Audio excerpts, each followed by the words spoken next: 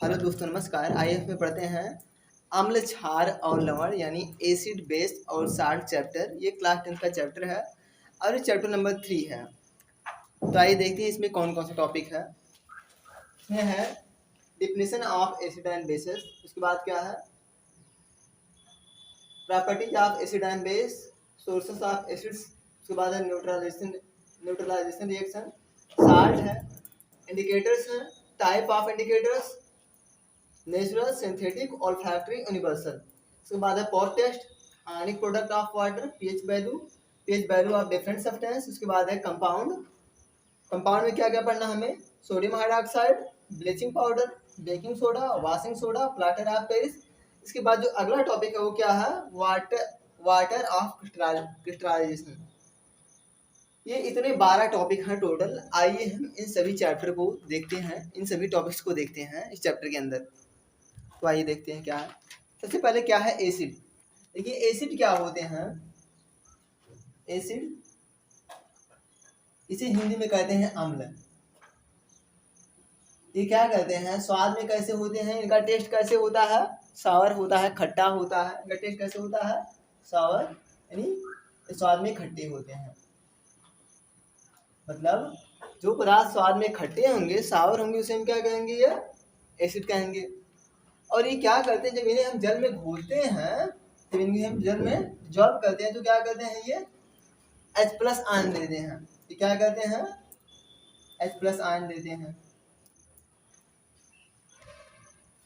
ऐसे एग्जाम्पल क्या है, जैसे है HCl, इसका नाम है हाइड्रोक्लोरिक एसिड। तो क्या करेगा, ऐसे जल में घोलेंगे, H+ प्लस Cl नेगेटिव में टूट जाएगा, यानी H+ देगा, यानी या तो हाइड्रोजन आयन देगा या तो हाइड्रोनियम आयन देता है, याद रखना।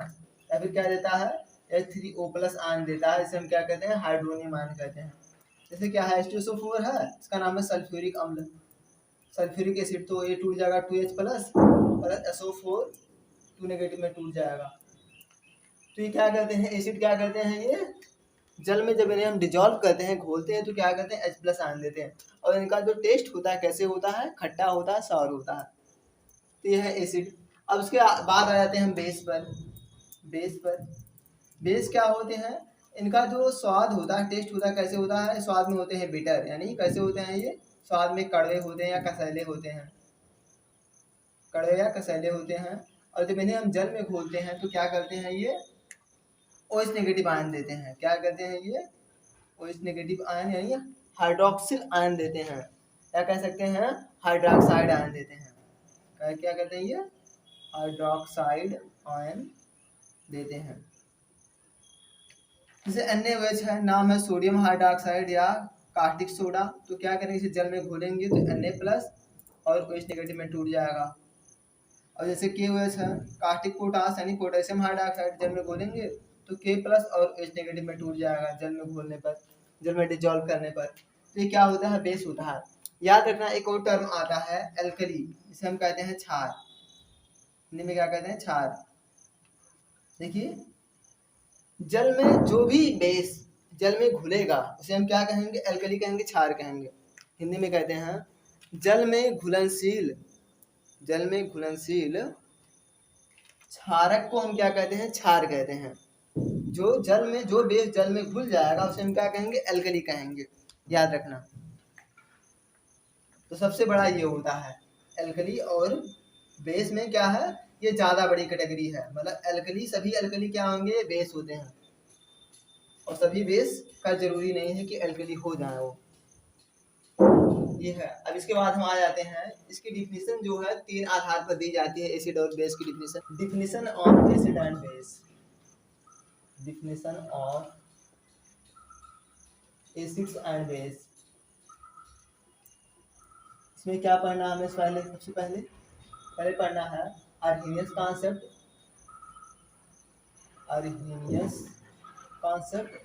यानी अर्हीनियस की अवधारणा।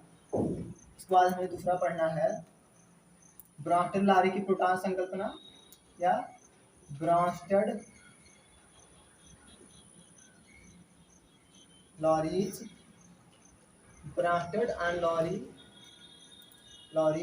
Proton concept. बाद हमें थर्ड जो पढ़ना है वो क्या है, ये है लेविस कॉन्सेप्ट। लेविस कॉन्सेप्ट, ये हमें 3 पढ़ने हैं इसमें। देखिए क्या क्या है, अर्हेनियस ने क्या कहा जो है, एसिड जो होते हैं जब इन्हें हम जल में डिजॉल्व करते हैं, घोलते हैं, तो क्या करते हैं H+ आयन देते हैं। जबकि जो बेस होते हैं ये क्या करते हैं, जब इन्हें जल में डिजॉल्व करते हैं, घोलते हैं, तो क्या करते हैं OH नेगेटिव आयन देते हैं। तो ये अर्हेनियस कॉन्सेप्ट में हो गया। और बॉन्टलारी में क्या है, ये इसमें क्या होता है, जो एसिड होते हैं, जो अम्ल होते हैं, क्या करते हैं, प्रोटॉन देते हैं उन्हें, इसलिए क्या कहते हैं, प्रोटॉन डोनर कहते हैं, प्रोटॉन दाता कहते हैं। और जो बेस होंगे वो क्या करेंगे, ये प्रोटॉन लेते हैं, यानी उनके कहते हैं प्रोटॉन एक्सेप्टर कहते हैं उन्हें।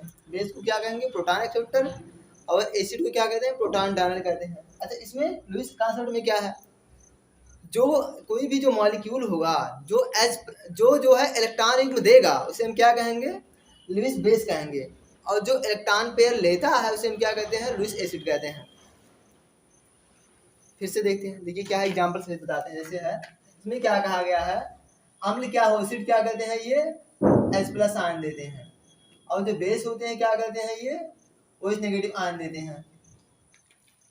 एग्जाम्पल ऐसे ले लेते हैं, जैसे HCl है, इसे जब हम जल में डिजॉल्व करते हैं तो H+ और OH नेगेटिव में टूट जाएगा। H+ दे रहा है, यानी क्या है, हाइड्रोक्लोरिक अम्ल क्या है, ये अम्ल है, एसिड है। और देखिए इसे NaOH है, तो इसे जल में डिजॉल्व करेंगे तो किसमें टूट जाएगा, ये टूट जाएगा Na+ प्लस OH नेगेटिव में टूट जाएगा। याद रखना, जब जल में घोलेंगे तभी ऐसा होगा। अब उसके बाद है, तो अर्हेनियस कॉन्सेप्ट क्लियर हुआ होगा। अर्हेनियस ने क्या बताया, जो एसिड होते हैं H+ आयन देते हैं, जो बेस होते हैं क्या कहते हैं, OH नेगेटिव आयन देते हैं जल में डिजॉल्व करने पर। और इसके अलावा अब फिर है ब्रॉन्टेलारी की प्रोटॉन संकल्पना। तो इसमें क्या है, देखिए जो एसिड होते हैं क्या कहते हैं, प्रोटॉन देते हैं, इसलिए हम इन्हें क्या कहते हैं, प्रोटॉन डोनर कहते हैं, प्रोटॉन दाता कहते हैं। और जो एसिड जो बेस होते हैं ये क्या कहते हैं, प्रोटॉन लेते हैं, प्रोटॉन एक्सेप्ट करते हैं, इसलिए हम इन्हें क्या कहते हैं, प्रोटॉन ग्राही कहते हैं या प्रोटॉन एक्सेप्टर कहते हैं।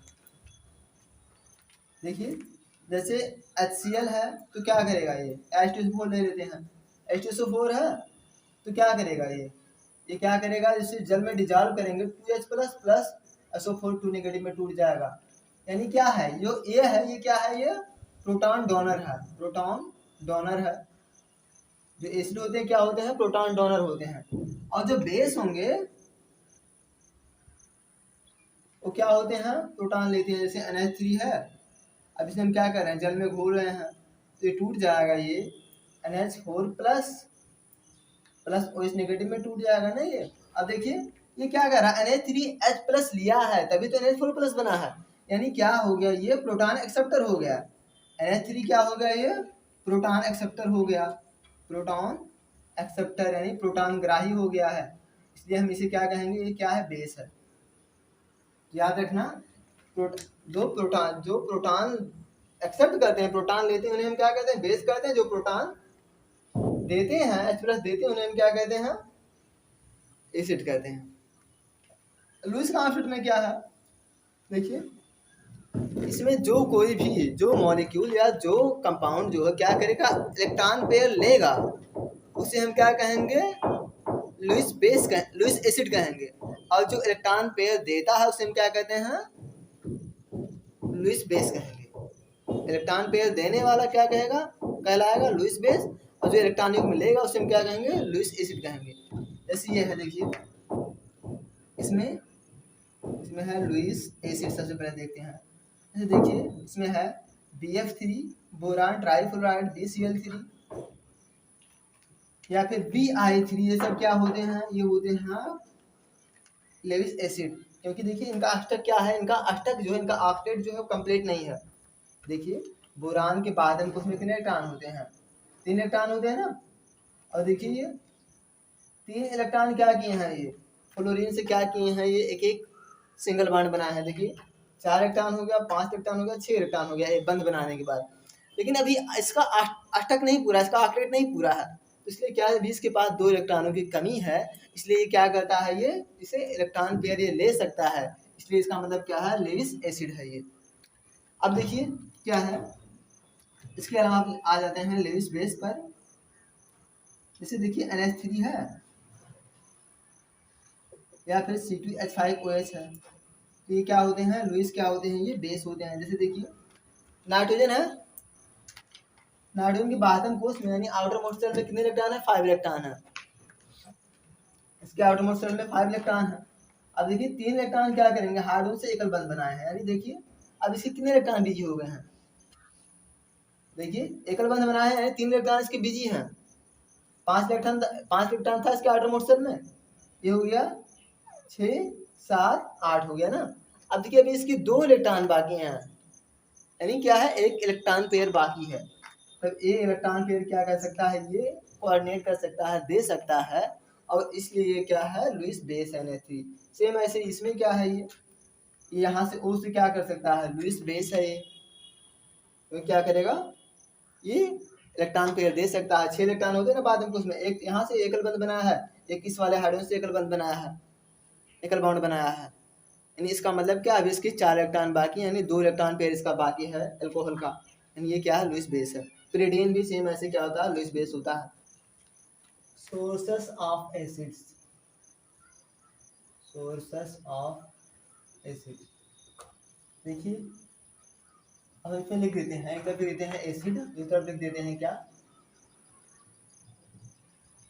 मैटर, किसमें है, पाया गया है पदार्थ में, किस पदार्थ में। देखिए जैसे जो एस्टिक एसिड होता है, एस्टिक एसिड वो किस में पाया जाता है, ये पाया जाता है सिरके में, पाया जाता है विनेगर में, पाया जाता है विनेगर, इस सिरके में पाया जाएगा ये। ऑक्जेलिक एसिड किस में पाया जाएगा, ये टमाटर में पाया जाएगा। ऑक्जेलिक एसिड किसमें पाया जाएगा, ये टमाटर में।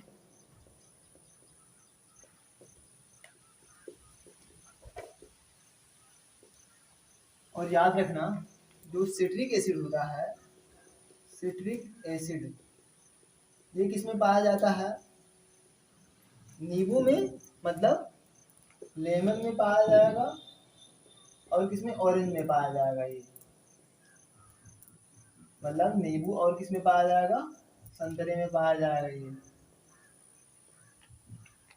इसके अलावा देखिए सिट्रिक एसिड हो गया है, और जो खट्टा दूध होता है, सॉवर मिल्क जो होता है, यानी कर्ड जो है, इसमें क्या पाया जाता है, कर्ड में यानी दही में क्या पाया जाता है, ये पाया जाता है लैक्टिक एसिड, लैक्टिक एसिड पाया जाता है।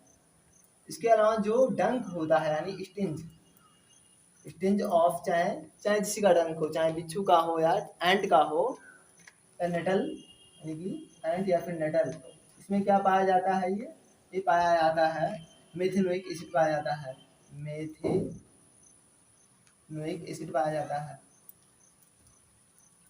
आल्केलिक एसिड हो गया ये। और इमली में क्या पाया जाता है, यानी टैमरिंड में क्या पाया जाता है, ये पाया जाता है टार्ट्रिक एसिड, टार्ट्रिक एसिड पाया जाता है। और सोडा वाटर में क्या पाया जाता है, सोडा वाटर में H2CO3 पाया जाता है, कार्बोनिक अम्ल पाया जाता है, कार्बोनिक एसिड पाया जाता है। और हमारे पेट में क्या पाया जाता है, HCl पाया जाता है जठर रस के रूप में ना। स्टोमक में क्या पाया जाता है, HCl, हाइड्रोक्लोरिक एसिड पाया जाता है। तो ये सब क्या है, ये एसिड के सोर्स हैं। और अब इसके बाद अब हम आ जाते हैं क्या है, न्यूट्रलाइजेशन रिएक्शन क्या है, सॉल्ट क्या होते हैं, और इंडिकेट टाइप के होते हैं, ज़्यादातर क्या होते हैं, एक लिक्विड होते हैं।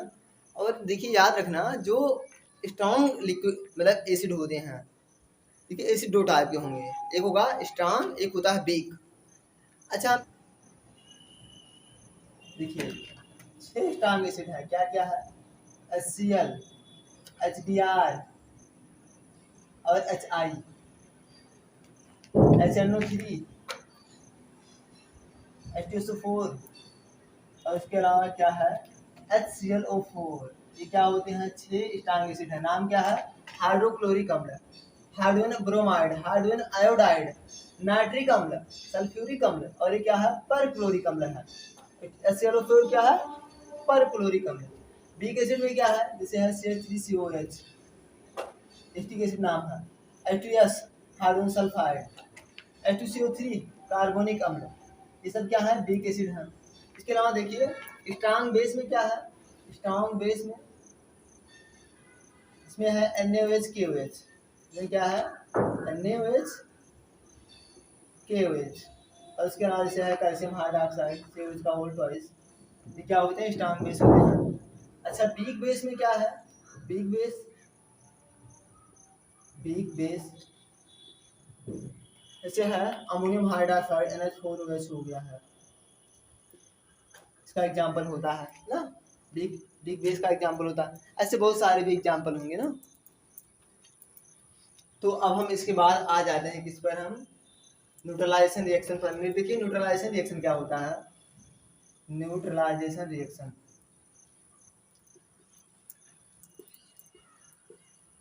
देखिए एसिड और बेस के रिएक्शन को हम क्या कहते हैं, उदासीनीकरण अभिक्रिया कहते हैं, न्यूट्रलाइजेशन रिएक्शन कहते हैं। मतलब जब एसिड और बेस आपस में रिएक्ट करेंगे उसे हम क्या कहेंगे, न्यूट्रलाइजेशन रिएक्शन कहते हैं। और इससे क्या होता है, एक सॉलिड बनता है और जल बनता है, वाटर बनता है। जो सॉलिड बनेगा उसे हम क्या कहेंगे, जो सॉलिड बनेगा उसे हम कहेंगे सॉल्ट, और उसके बाद जल तो बना है। और याद रखना जो इससे जो हीट जनरेट होती है इसे हम क्या कहते हैं, न्यूट्रलाइजेशन हीट कहते हैं।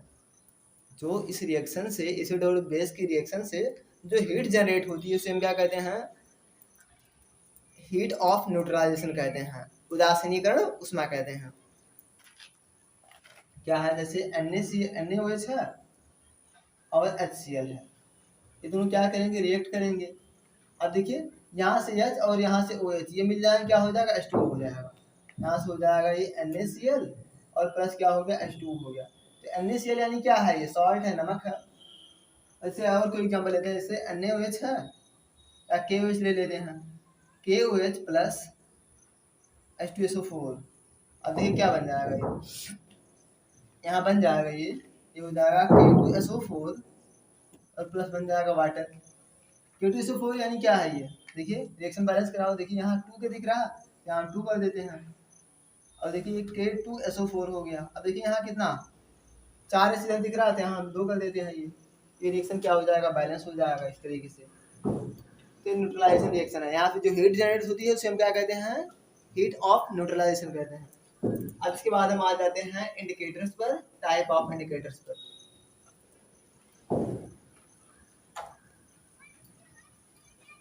इससे पहले हम क्या थोड़ी सी रिएक्शन देख लेते हैं, क्या है एसिड और बेस की रिएक्शन। देखिए एसिड, याद रखना एसिड या बेस, स्ट्रांग एसिड या स्ट्रांग बेस को आप क्या करना जो है, इन्हें आप जीभ वगैरह पे नहीं रख सकते हैं या त्वचा वगैरह पे मत रखना कभी भी, स्किन पर नहीं, तो स्किन क्या हो जाएगा, जल जाएगा स्किन।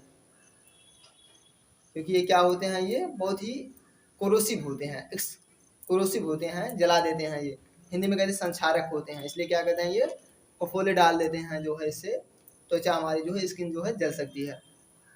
अब हम आ जाते हैं इसके बाद क्या है, इंडिकेटर्स पर आ। इसके बाद हम देखते हैं प्रॉपर्टीज, इसके बाद हम देखते हैं properties of acid and base. देखिए प्रॉपर्टी में हमें क्या पढ़ना है इसमें, देखिए जब मेटल से कोई एसिड क्रिया करेगा, याद रखना जब कोई एक्टिव मेटल होगा तो क्या करेगा, एसिड से H2 गैस को क्या कर देगा, डिस्प्लेस कर देगा। लेकिन क्या होना चाहिए, एक्टिव मेटल होना चाहिए, याद रखना। ऐसे जो एक है इलेक्ट्रोकेमिकल सीरीज यानी विद्युत रासायनिक श्रेणी, तो इस सीरीज में जो है जो एलिमेंट हाइड्रोजन से ऊपर हैं वो क्या करते हैं, सोल्यूशन से क्या करते हैं, अम्ल के सोल्यूशन से जो है या अम्ल से क्या करते हैं, H2 गैस क्या करते हैं, डिस्प्लेस कर देते हैं। लेकिन जो हाइड्रोजन से नीचे हैं इस सीरीज में, इलेक्ट्रोकेमिकल सीरीज में, वो क्या करते हैं, H2 गैस डिस्प्लेस नहीं कर पाते हैं। यानी क्या होगा, ये जो एक्टिव मेटल होंगे, एक्टिव मेटल तो ये क्या करते हैं, ये H2 गैस क्या करते हैं, डिस्प्लेस करते हैं, प्लस क्या बनता है, सॉल्ट बनता है। और यहाँ याद रखना जब मेटल ऑक्साइड होगा तो यहाँ पर क्या बनेगा, मेटल ऑक्साइड, कोई भी मेटल ऑक्साइड होगा धातु का होना चाहिए, मतलब धातु ऑक्साइड जो होगा इसलिए एसिड से रिएक्शन करेगा तो क्या बनेगा, जल बनेगा और क्या बनेगा, साल्ट बनेगा। सेम ऐसे जो कोई भी बेस है, क्षार है, उससे जब रिएक्शन होगा, जब क्षार से रिएक्शन होगा तो क्या होगा, वाटर बनेगा और क्या बनेगा, लवण बनेगा, साल्ट बनेगा। जब कार्बोनेट या बाई कार्बोनेट से क्रिया होगा एसिड का तो क्या बनेगा, CO2 बनेगा और क्या बनेगा, यहाँ से कार्बन डाइऑक्साइड बनेगा और वाटर बनेगा, जल बनेगा। सल्फाइड या बाइसल्फाइड से क्रिया होगी तो क्या बनेगा, H2S बनेगा और क्या बनेगा, ये H2O बनेगा, H2S बनेगा और क्या बनेगा यहाँ पर, कोई भी साल्ट बनेगा, साल्ट। अच्छा यहाँ पर भी साल्ट बनता है, कार्बोनेट या बाइकार्बोनेट में CO2 H2O और क्या बनेगा, साल्ट बनेगा। सल्फेट या बाइसल्फेट में क्या होगा, यहाँ क्या बनेगा, याद रखना यहाँ पे क्या बनता है, सल्फाइड है, बाइसल्फाइड है, तो यहाँ सेम वही क्या है, SO2 गैस बनेगी यहाँ पर और H2O बनता है, SO2 H2O और क्या बनेगा, कोई भी ना साल्ट बनेगा कोई ना कोई। और यहाँ पर सल्फाइड में, सल्फेट या बाइसल्फेट में क्या होगा, यहाँ पर SO3 बन जाएगा और H2O बनेगा और क्या बनेगा, साल्ट बनेगा। तो आइए इन सभी का एक एक एग्जांपल ले लेते हैं। सबसे पहले क्या है, जैसे मान लेते हैं HCl है, इसकी क्रिया हम करवा देते हैं जिंक से। तो अब देखिए Zn से करवा रहे हैं तो क्या एक्टिव मेटल है ना, ये हाइड्रोजन से ऊपर है, क्या करेगा ये, ZnCl2 बनाएगा और क्या करेगा, H2 बनाएगा, पहला रिएक्शन हो गया। दूसरा क्या है, अब हम इसकी क्रिया करा रहे हैं किसी भी मेटल ऑक्साइड, जैसे HCl है, क्रिया हम करवा दे रहे हैं कैल्शियम ऑक्साइड से। तो देखिए हमें क्या बनाना है, H2O बनाना है और साल्ट बनाना है। देखिए H2O बनाओ यहाँ से, H और O से हो जाएगा H2O और क्या, साल्ट बन जाएगा कैल्शियम क्लोराइड, Ca और Cl, ये कैल्शियम क्लोराइड हो जाएगा फार्मूला ना। अब देखिए यहाँ 2 Cl दिख रहा है ना इधर, तो यहाँ 2 कर देते हैं, देखिए रिएक्शन बैलेंस होगा। अब उसके बाद क्या है, अगला जो है बेस से रिएक्शन कराओ, तीसरा वाला HCl की क्रिया हम किससे करवा देते हैं, NaOH से करवा देते हैं। तो NaOH से क्रिया कराएंगे तो क्या बनेगा, साल्ट बनेगा और क्या बनेगा, ये H2O बनेगा और क्या बनेगा, ये साल्ट बनेगा, यानी NaCl बन जाएगा, ये न्यूट्रलाइजेशन रिएक्शन है ये तो। और अगला जो है क्या है, कार्बोनेट या बाइकार्बोनेट से क्रिया, जैसे HCl है, इसकी क्रिया हम किससे करवा देते हैं, किसी भी कार्बोनेट से करवाते हैं, ऐसे मान लेते हैं CaCO3 से करवा लेते हैं। अब ये क्या बन जाएगा, बहुत ही आसान है, हमने क्या बताया था, CO2 बनेगा, H2O बनेगा और क्या बनेगा, साल्ट बनेगा। साल्ट में देखिए C और Cl से क्या बन जाएगा, CaCl2 बन जाएगा। अब देखिए रिएक्शन यहाँ 2 पर दिख रहा है ना, यहाँ 2 Cl दिख रहा है तो यहाँ हम 2 Cl कर देते हैं। अब देखिए आप रिएक्शन बैलेंस होगा। सल्फाइड और बाइसल्फाइड से क्रिया है, देखिए जैसे कि हम ले लेते हैं HCl ही ले रहने देते हैं, इसकी क्रिया हम करवा देते हैं मेटल सल्फाइड या बाइसल्फाइड से, ऐसे है, ले लेते हैं Ca या Na2S ले लेते हैं, Na2S ले लेते हैं। अब ये क्या होगा, यहाँ पर बन जाएगा, देखिए H2S बन गया, सबसे पहले हाइड्रोजन सल्फाइड बनेगा, उसके बाद क्या बन जाएगा, साल्ट बन जाएगा, यानी NaCl बन जाएगा, Na और क्या Cl, यानी NaCl हो गया ये, और H2 फिर ऐसे H2S हो गया। अब ये क्या है, यहाँ 2 कर देते हैं हम इधर, क्योंकि यहाँ एक मिनट, यहाँ क्या है, यहाँ 2H है ना, तो इधर हम 2H कर देते हैं। अब देखिए इधर 2 Na दिख रहा है ना इधर, और 2H दिख रहा है, 2 Na इधर दिख रहा है, 2 यहाँ हम कर देते हैं, 2 Na कर देते हैं। अब देखिए रिएक्शन बैलेंस होगा। अब देखिए सल्फाइड वाली रिएक्शन होगी। अब इसके अलावा हम जाते हैं सल्फाइड और बाइसल्फाइड से रिएक्शन। देखिए जैसे कि HCl है, इसके लिए हम करवाते हैं किसी भी मेटल सल्फाइड या बाइसल्फाइड, जैसे है CaSO3 से करवा देते हैं। अब देखिए हमने क्या बताया इसमें, SO2 H2O और साल्ट बनेगा, SO2 बनाओ भैया और क्या बनाओ, H2O बनाओ, जल बनाओ और साल्ट। देखिए साल्ट के लिए आप क्या करेंगे, अब देखिए यहाँ ये Ca है और ये Cl है, तो बस हो गया साल्ट तुम्हारा, क्या हो जाएगा, ये हो जाएगा CaCl2 हो जाएगा यहाँ पर। अब देखिए क्या है, यहाँ 2 दिख रहा है Cl इधर, इधर हम 2 Cl कर देते हैं। अब देखिए रिएक्शन देखिए क्या बैलेंस है या नहीं है, देखिए S कितने हैं, एक ऐसा एक ऐसा। अब देखिए ऑक्सीजन कितने हैं, 3 ऑक्सीजन है, 3 ऑक्सीजन इधर भी है, ये रिएक्शन क्या होगा, बैलेंस होगा। अब हम आ जाते हैं किसी भी बाई में, क्या होगा, S लग जाएगा यहाँ सब, हाँ NaHS हो जाता। सल्फेट और बाइसल्फेट से रिएक्शन करवा देते हैं एक, देखिए क्या है, इसे मान लेते हैं H2SO4 है, या HCl ही रहने देते हैं, HCl रहने दें, प्लस क्या है मान लेते हैं, ये है KHSO4 है, ये बाइसल्फेट ले लिए यहाँ, इसका नाम होगा पोटेशियम बाइसल्फेट।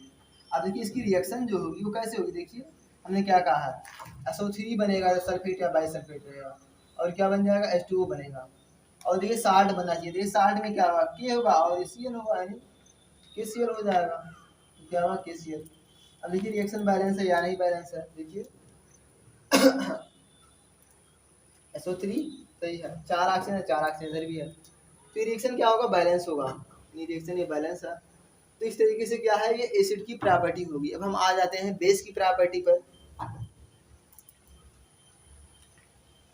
सेम इसी तरह से बेस क्या करेगा, सबसे पहले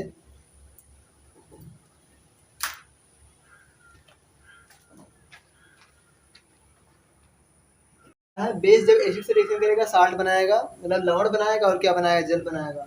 और जब नॉन मेटल ऑक्साइड है तो क्या बनेगा, साल्ट बनेगा, और क्या बनेगा, इसमें भी जल बनेगा, वाटर बनेगा। और जब मेटल होगा तो क्या बनेगा, साल्ट बनेगा, H2 बनेगा। और जब कोई भी कार्बोनेट या बाइकार्बोनेट होगा तो रिएक्शन नहीं होगी। जैसे है जैसे NaOH है, इसकी रिएक्शन हम करवा रहे हैं सबसे पहले एसिड से, जैसे मान लेते हैं H2SO4 से करवा रहे हैं, तो क्या बन जाएगा, यानी साल्ट बनेगा और जल बनेगा, वाटर बनेगा। साल्ट क्या होगा, यानी Na2SO4 बन जाएगा, ये हो जाएगा Na2SO4। और क्या बनेगा, इसके अलावा बनेगा H2। अब देखिए H2 बन गया। अब इसके अलावा क्या है, जैसे मान लेते हैं नॉन मेटल ऑक्साइड को ले लेते हैं, जैसे NaOH है, इसकी क्रिया हम करवा देते हैं, फिर Zn से करवा देते हैं। अब देखिए Zn जब रिएक्शन करेगा तो क्या बताया है, इसमें साल्ट बनेगा, इसमें मेटल में साल्ट बनेगा, H2 बनेगा, यानी ये बन जाता है Na2O डॉट ZnO, और क्या बन जाता है, H2 बन जाता है। तो इस रिएक्शन को बैलेंस कराए, देखिए बैलेंस करवाइए, देखिए यहाँ 2 हो गया। हाँ, अब यहाँ देखिए 2 हो गया, तो यहाँ H2 देखिए कितने हाइड्रोजन है, इसमें 2 हाइड्रोजन है, देखिए उधर भी 2 हाइड्रोजन है। या फिर इसे हम लिख सकते हैं Na2ZnO2, ऐसे भी लिख सकते हैं। इसे ये कहते हैं सोडियम जिंकेट कहते हैं ना। तो क्या हो जाएगा, ये क्या है, सॉल्ट है एक। अब इसके अलावा ये है मेटल से किसी रिएक्शन करवाते हैं हम, जैसे मेटल से रिएक्शन हो गया नॉन मेटल ऑक्साइड से, जैसे NaOH है, इस क्रिया हम किसे करवा रहे हैं, CO2 से करवा रहे हैं। तो क्या इसमें बनना चाहिए, साल्ट बनेगा, और क्या बनेगा, H2 बनेगा, H2O बनेगा। ऐसे है NaOH, क्या बन जाएगा इसमें, Na, एक मिनट रुकिए, साल्ट बनना चाहिए, यानी Na2CO3 बन गया है। और क्या बन जाएगा, और H2O बनेगा। तो रिएक्शन को बैलेंस कराओ, देखो क्या क्या होगा, Na2CO3 और बनना चाहिए H2। यहाँ हम 2 कर देते हैं, देखिए कितने वो हो रहे हैं, Na2CO3 यानी हो गया ये सोडियम कार्बोनेट हो गया। और कितने देखिए ऑक्सीजन है इसमें, इधर 2 ऑक्सीजन है, इधर कितने ऑक्सीजन है, इधर 4 ऑक्सीजन है, इधर टोटल 2 इधर 2 4 होगा, 4 इधर ऑक्सीजन है। ये क्या हो गया, रिएक्शन ये बैलेंस हो गया, ये मतलब साल्ट हो गया और जल हो गया। ये रिएक्शन होती है बेस की प्रॉपर्टी। फॉर्म टेस्ट हम क्या कर रहे हैं, कोई एक मान लेते हैं क्या है, ये प्रश्न है ना, टेस्ट ट्यूब कोई है, हम इसमें क्या है, इसमें मान लेते हैं H2 गैस भरी है, इसमें H2 गैस क्या है, इसमें भरी है। हम क्या करें, इसके पास जो है एक जलती हुई मोमबत्ती लेकर आते हैं, बैग्स लेकर आते हैं, जलती हुई बर्निंग बैग्स। तो क्या होगा इससे, ये क्या करता है, जब इसके नज़दीक आएगा तो है, तो यहाँ से क्या होता है, पॉप जो है, पॉप साउंड उत्पन्न होती है, मतलब फटफट की आवाज़ उत्पन्न होती है। अब इस टेस्ट को क्या कहते हैं, पॉप टेस्ट कहते हैं। इस टेस्ट से क्या पता चलता है कि हार्डून गैस वहाँ पे उपस्थित है या नहीं है। जब हार्डून गैस होगी तो क्या होगा, फटफट की आवाज़ आएगी, लेकिन जब हार्डून गैस नहीं होगा तो फटफट की आवाज़ नहीं आएगी। तो इस टेस्ट को कैसे करते हैं हम, हार्डून गैस की उपस्थिति के लिए इस टेस्ट को किया जाता है, याद रखिए। अब इसके बाद हम आ जाते हैं, क्या है, आयनिक product of water, ionic product of water, product of water. किसी भी, जैसे मान लेते हैं जब टेम्परेचर क्या है, फिक्स है, तो उस समय जो सॉल्यूशन में H+ और OH नेगेटिव जो इनकी जो सांद्रता है, इनकी जो कंसंट्रेशन है, उसका जो प्रोडक्ट हुआ क्या कहलाएगा, आयनिक प्रोडक्ट कहलाता है। At constant temperature, the product of H+ and OH negative, the product of concentration of H+ and OH negative is called ionic product। और जो है ये लगभग 25 डिग्री सेंटीग्रेड पर जो है, इसकी वैल्यू कितनी होती है, ये होती है H+ और OH नेगेटिव का जो कंसंट्रेशन होता है, इन दोनों की जो प्रोडक्ट है, आयनिक प्रोडक्ट है, इसकी वैल्यू होती है 1 × 10⁻⁻14 होती है, याद रखना ये इतनी होती है। इसे क्या कहते हैं, आयनिक प्रोडक्ट कहते हैं। क्या कहते हैं, पीएच मान। देखिए पीएच वैल्यू से किसने दिया था, इसे दिया था सोरेनसन ने। कब, 1909 में, यानी 1909 में दिया था। 1909 में दिया था, 1909 में इसे दिया था। सोरेनसन नामक वैज्ञानिक ने दिया था इसे। और याद रखना ये क्या बताता है, किसी भी सॉल्यूशन में जो है एस प्लस की कंसंट्रेशन को ये मेजर करता है, मतलब कंसंट्रेशन उसकी कितना है। और इससे क्या पता चलता है कि कोई सॉल्यूशन एसिड है या बेस है या फिर क्या है, वो न्यूट्रल है। और देखिए जब पीएच मान 7 से कम होता है तो उसे क्या कहते हैं, एसिडिक कहते हैं, मतलब कैसे है, बेहद अम्लीय है। और जब पीएच मान 7 के बराबर होता है तो क्या कहते हैं, न्यूट्रल कहते हैं। और जब पीएच मान 7 से अधिक होता है तो उसे क्या कहते हैं, क्षारीय कहते हैं, बेस कहते हैं, कि इसे सॉल्यूशन कैसा है, बेसिक नेचर है इसका। और जब 7 से कम होगा तो इसका सॉल्यूशन का नेचर कैसे होगा, एसिडिक होता है। और जब 7 के बराबर होता है तो सॉल्यूशन कैसे होता है, न्यूट्रल होता है। तो देखिए क्या है, इसकी खोज किसने करी थी, सोरेनसन ने। सोरेनसन ने इसकी खोज करी थी। और कब, 1909 में, 1909 में। और याद रखना ये क्या मेजर करता है, पीएच इक्वल टू होता है ये minus log concentration of H plus और बेस कितना है, 10।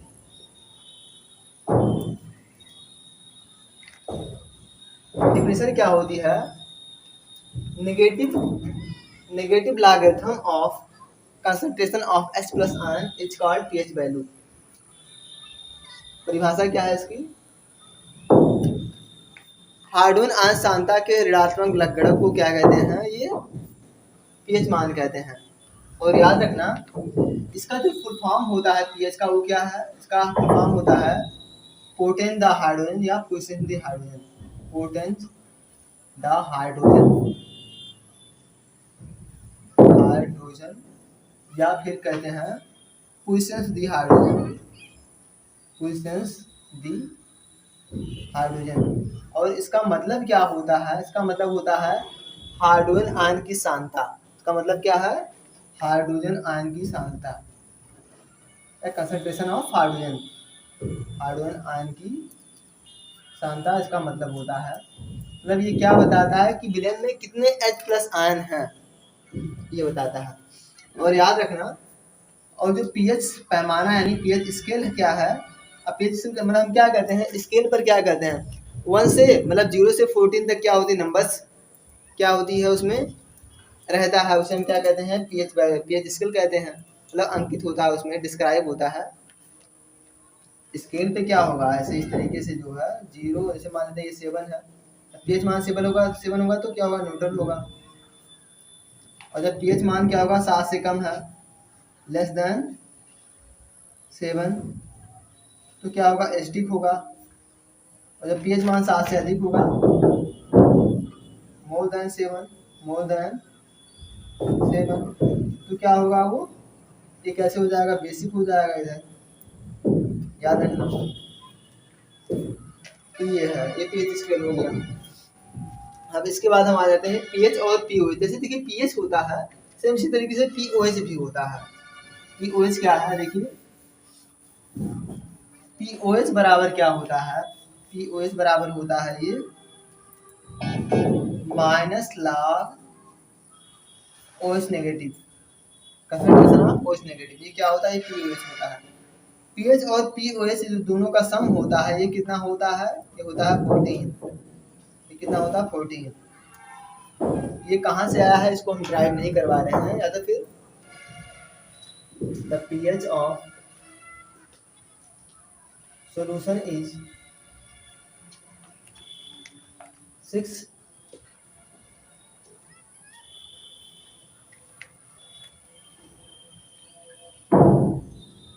what type of solution is, solution की प्रकृति कैसे है, solution किस प्रकार का है ना। देखिए देखिए हमने क्या बताया, जब pH क्या है, 6 है, देखिए लिखोगे क्या है, pH is less than 6 less than 7, pH क्या है, 7 से कम है।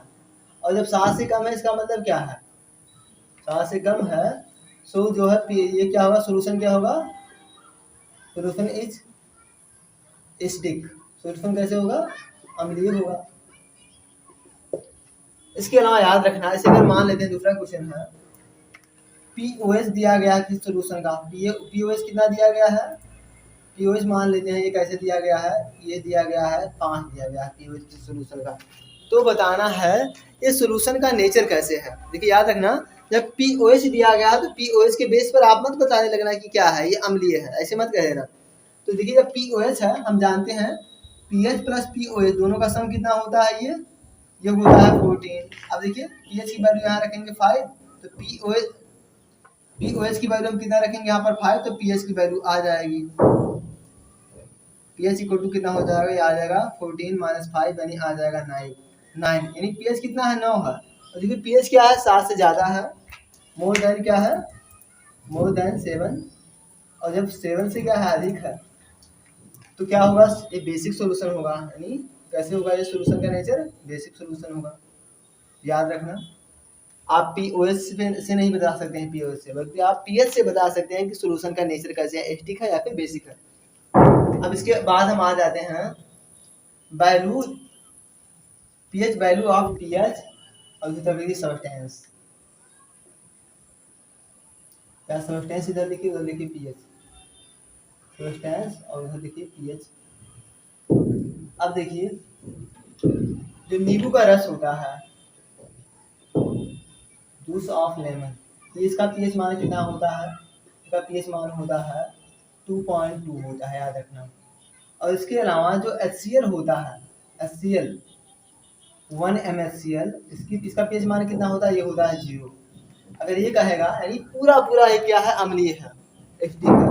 अगर कहेगा 1 mNaOH तो इसका पीएच मान कितना होगा, ये होगा 14, याद रखना। इसके अलावा कहेगा इसका पीएच मान कितना होगा 10। और देखिए याद रखना, ब्लड का पीएच मान कितना होता है, ये होता है 7.4, सबसे ज़्यादा तुम्हें यही याद रखना है, ब्लड का पीएच मान कितना होता है 4।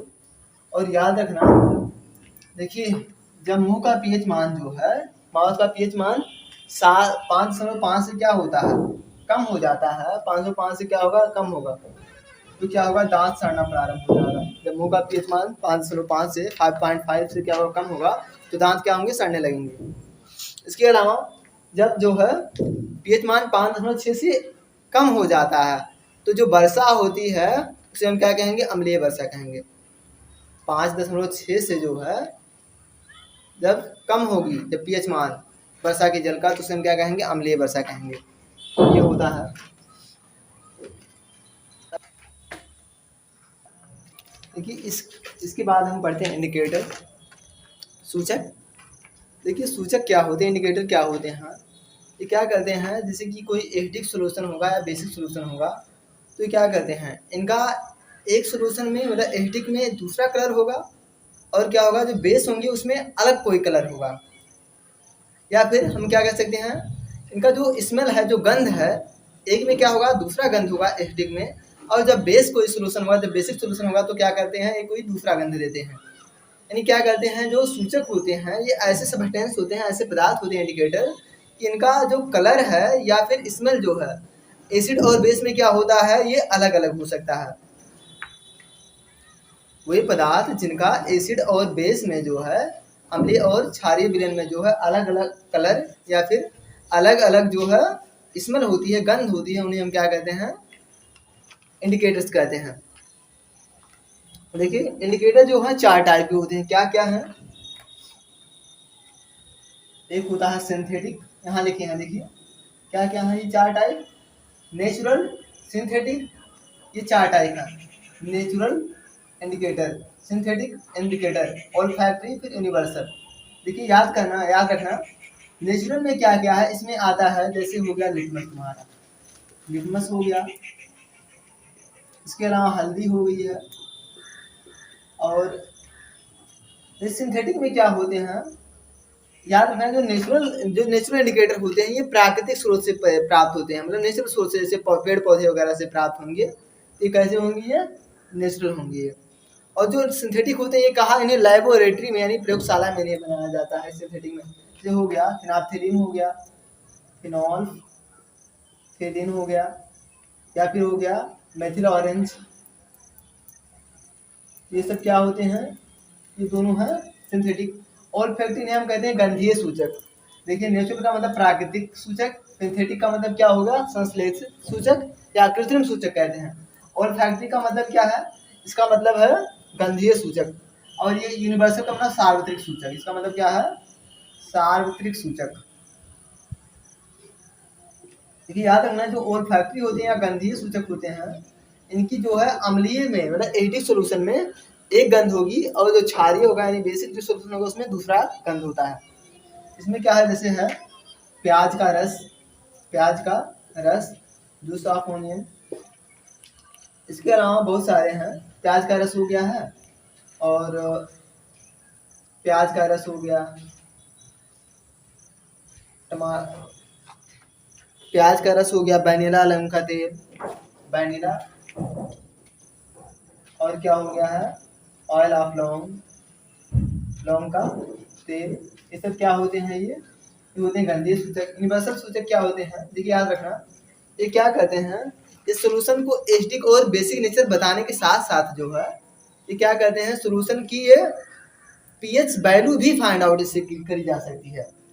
ये ऐसे इंडिकेटर हैं जो कि क्या करते हैं, इनसे हम क्या करते हैं, सोल्यूशन का पता भी चलता है कि इसका नेचर कैसे है, एसिडिक है या बेसिक है।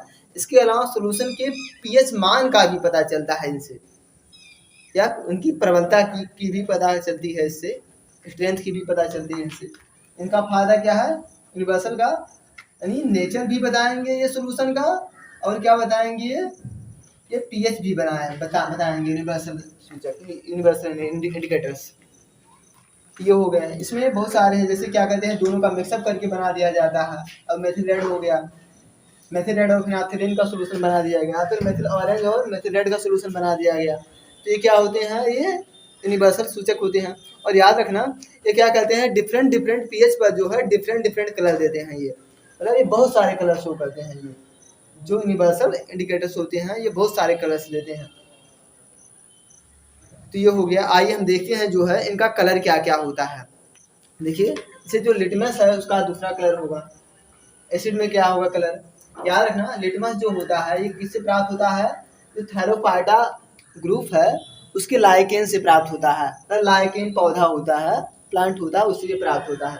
और इसका जो मतलब ये नॉर्मली इसका जो सोल्यूशन होता है वो कैसे होता है, जब एसिड या बेसिक कुछ भी नहीं मिला है, न्यूट्रल है, तो क्या होगा, वो बैगनी कलर का होगा। याद रखना, क्या है, इसे है लिटमस है, लिटमस। उसके बाद है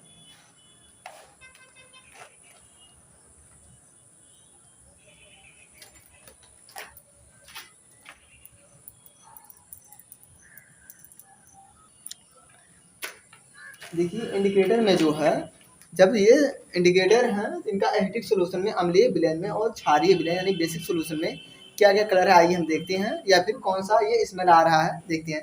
तो ये क्या है, जब लिटमस होता है इसका अम्लीय विलयन में यानी एसिडिक सोल्यूशन में जो है रेड कलर आता है। और इसमें कौन सा कलर आएगा, इसमें आएगा ये नीला यानी ब्लू आएगा इसमें। और देखिए लाल पत्ता गोभी, इसका क्या आएगा, ये आएगा रेड, और क्या आएगा इसमें, ग्रीन आएगा, रेड और क्या आएगा, ग्रीन आएगा। और याद रखना, हल्दी का क्या होता है, ये कोई कोई बदलाव नहीं, जैसे मतलब एरो था एरो ही है, एरो रहेगा, इसका कोई बदलाव नहीं हुआ एक्टिव सोल्यूशन में। इसमें क्या है, इसमें रेड ही होता है इसमें। और ये हाइड्रेजिया के फूल के रस, इसका जो पीएच मान है, इसका क्या होता है, नीला होता है, और क्या होता है, गुलाबी होता है, मतलब ब्लू है और क्या है, पिंक है। हाइड्रेजिया के फूल के रस का क्या होता है, नीला है, और क्या है, ये पिंक है, क्या है, गुलाबी है ना, नीला और गुलाबी। फिनाइलथिलीन का क्या होता है, एसिडिक में क्या होता है, ये रंगहीन होता है, कलरलेस होता है। अम्लीय विलयन में क्या, कौन सा, रंगहीन होता है। फिर इसमें जो है, और ये कैसे कलर देता है, ये पिंक देता है। ये कौन सा कलर देगा, ये पिंक देगा। और ये जो मेथिल ऑरेंज होता है ये कौन सा कलर देता है, याद रखना, ये लाल देता है और पीला देता है, मतलब रेड देगा और क्या देगा, ये येलो देगा। ये कलर रेड और क्या, मतलब लाल, और क्या देता है फिनाइलथिलीन, मेथिल ऑरेंज, ये और पीला देता है कलर। और इसके अलावा प्याज का रस जो होता है, इसका जो स्मेल होता है एसिडिक सोल्यूशन में बहुत ही तीक्ष्ण गंध होता है, तीखा गंध होता है। तो ये क्या है, ये तीव्र गंध है, ये तीक्ष्ण गंध देता है। और इसमें क्या है, ये गंधहीन होता है, ये स्मेल लेस होता है, ये विदाउट स्मेल। अच्छा इसमें क्या है, वनीला में क्या होगा ये कोई परिवर्तन नहीं होगा इसमें, ये मतलब ये समान गंध होगा, ये समान गंध सेम स्मेल होगी इसमें, मतलब जैसे रहता है वनीला वैसे ही। और इसमें क्या होगा, कोई भी गंध नहीं। और इसमें क्या होगा, ये बलौंग का तेल जो होता है ये क्या कर रहा है, अम्लीय में क्या होगा, ये सेम गंध होगी इसमें, सेम स्मेल होगी इसमें। लेकिन इसमें क्या है, ये यहाँ पर क्या है, एकदम मतलब गंधहीन हो जाता है, मतलब वहां से गंध उसका गायब हो जाता है लौंग का तेल का। इसे याद रखना। देखिए क्या क्या है, देखिए जो लिटमस होता है ये अम्लीय विलयन में लाल लाल रंग देगा, क्षारीय में क्या देता है, नीला देता है। लाल पत्ता गोभी अम्लीय में क्या देता है, लाल, और क्षारीय में क्या देता है, ग्रीन देता है। लाल और क्या, ग्रीन देता है। हल्दी क्या करेगा, ये क्या करेगा, कोई रंग नहीं देगा, मतलब जैसे सेम रंग वही, हल्दी मतलब पीले कलर का है। और यहाँ पर बेसिक सोल्यूशन में रेड कलर देगा। हाइड्रेरिया के फूल का रस ये क्या देता है, ये अम्लीय विलयन में मतलब एडिक सोल्यूशन में ब्लू कलर, और इसमें बेसिक सोल्यूशन में पिंक यानी गुलाबी देता है। और फिनाफ्थलीन जो होता है ये कलरलेस मतलब रंगहीन होता है, ये एसिडिक सोल्यूशन में अम्लीय विलयन में, क्षारीय में गुलाबी देता है, यानी लाल भी यहाँ होता है, कभी लाल भी कह सकते हैं। मिथिल ऑरेंज क्या होता है, एसिडिक में क्या देता है, ये रेड कलर देता है, और बेसिक में जो है क्षारीय में पीला कलर देता है। प्याज का रस जो होता है तीव्र गंध होता है इसका। एसिडिक सोल्यूशन में क्या होगा, ये तीव्र गंध देगा, बहुत तेजी से गंध देगा। लेकिन यहाँ पर क्या होता है, यहाँ पर जो जब बेसिक सोल्यूशन होता है तो क्या करते हैं, वो वहाँ से स्मेल गायब हो जाता है। और यहाँ जो वनीला होता है ये सेम स्मेल देगा, ये जो जैसे पहले स्मेल था जिसका वही सेम स्मेल देता है एसिडिक सोल्यूशन में। लेकिन जब बेसिक सोल्यूशन आता है तो उसका गंध क्या होता है, गायब हो जाता है। गंध क्या होगा, गायब हो जाएगा ये। और याद रखना, जब लौंग का तेल होता है ये सेम स्मेल होता है एसिडिक सोल्यूशन में, मतलब लौंग की तरह ही दिखे वो, उसका क्या होगा, स्मेल होगा। लेकिन यहाँ पर जब बेसिक सोल्यूशन होगा तो क्या होगा, उसका स्मेल गायब हो जाएगा।